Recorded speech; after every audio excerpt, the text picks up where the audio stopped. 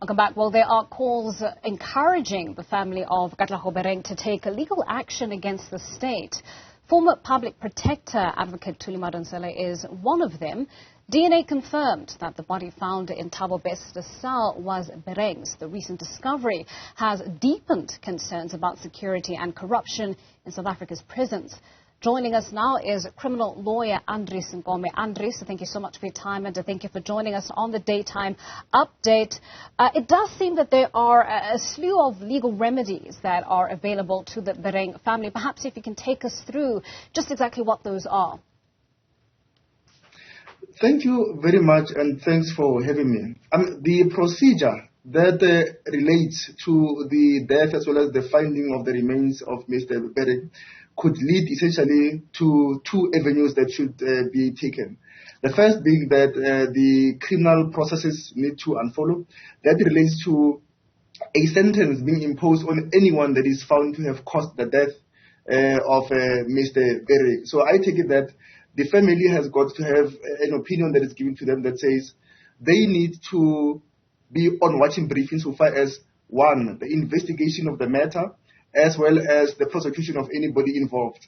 What I expect to follow is that an inquest must take place. An inquest is a judicial inquiry into the exact circumstances that led to a particular outcome, which is the death of Mr. Bereng. Secondly, when a person passes on, the body is taken into the custody of the state. Now, procedures insofar as how those bodies are supposed to be released are going to be expected to be tested simply because there was no way in which the family of Mr. Bereng went and had it released, and now later that body was found to be in Mr. Bester's cell. So we expect the family to go into legal proceedings and to say that whoever caused the death must be found responsible to pay damages. Now, the extent of damages that we expect to follow essentially is if Mr. Bereng had any dependents, his dependents must come through and sue for loss of support for the death of the person that supported them. It's interesting that you note that an inquest is something that is likely to follow. At least the family should institute some sort of inquest proceedings. Why is that? Does it have to do with the fact that, you know, the SAPs haven't exactly been forthcoming with the manner, the nature of Katlego Bereng's death, and the fact that, you know, there's still so much uncertainty, or at least there are still so many unknowns when it comes to exactly what happened to Katlego Bereng and how his body ended up being a decoy in this brazen escape? What we were informed was that immediately after the body was found in the cell, the police were called and summoned and the body was taken out of the prison.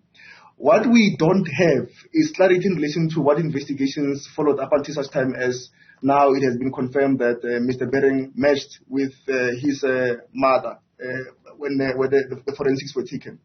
Now, expectation is that we can't let such a process just to unfold or to unfold only in the hands of the police. What we expect is that there is much more that took place than meets the eye in this matter. And we expect that a judicial inquiry must be made such that everybody that had to do with the bringing of the body into the prison as to the circumstances that led to the death, as well as post that death, we are supposed to have an inquiry made judicially that goes to very exact details.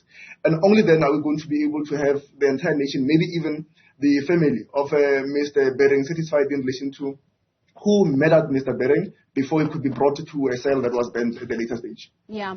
You know, when it comes to the Thabo Bester escape, it does seem that, you know, there's this grand-scale collusion that took place, and the lid is really only slowly being lifted as to how far or how broad this collusion goes. But what we do have in terms of concrete evidence is, of course, Bester, Dr. Nadipa Makudumana, and several other individuals who have, of course, been have allegedly been a part of facilitating this particular escape. When it comes to proving negligence in a delictual claim, as you've mentioned, would it be easier to target that cohort as opposed to the state as a broad term, including correctional services, SAPs, and any other state organization that may have been involved in what happened? Look, I think the matter of Bester opens up many questions that relates to how a state gives away its powers insofar as keeping into custody detained persons to private parties. And I take it that, the regulatory framework that related to both the monitoring and the evaluation of the efficacy of the state or private parties to guard and carry out their state responsibilities needs to be scrutinized. My sentiment is that we need now to say, is it really necessary that we should have private prisons? And who goes and makes sure that looking into monitoring the evaluation of those entities is done in accordance with expectation? Because I take it here that there are so many people that, in my view, should have been involved in making sure that, one, there is communication that takes place from prison together with other people that were on the outside to make sure that a plan is hatched to release Mr. Bester before the time that had been set for his release. That is one. And second, in relation to the keeping of deceased bodies, as to how easy is it for somebody from the streets just to come through and say, I would want to claim a body, and without it being verified as to whether or not that person has got a relationship, one, with a deceased person, and two, essentially, whether the reasons for relief for taking that body is valid reasons. So I think that the extent of investigation that must still take place is going to be much more extensive. I expect that there ought to be much more investigations into and more arrests, in my view, should take place insofar as the release of that body. I cannot accept that as at now, we've had an instance where the father of one of the accused person having been charged with an offense of murder, at a later stage, that offense of murder being withdrawn. My expectation is that there needs to be a lot more study insofar as charges that need to be pressed against people, and therefore the state should only do so when they have got concrete evidence of that at a later stage they'll be able to prove the offences. All right, well, Andries, unfortunately, we have run out of time and we do have to leave that conversation there. But we know that synonymous with, people seeking recourse from the justice system is just how slowly those wheels tend to turn. Still to come.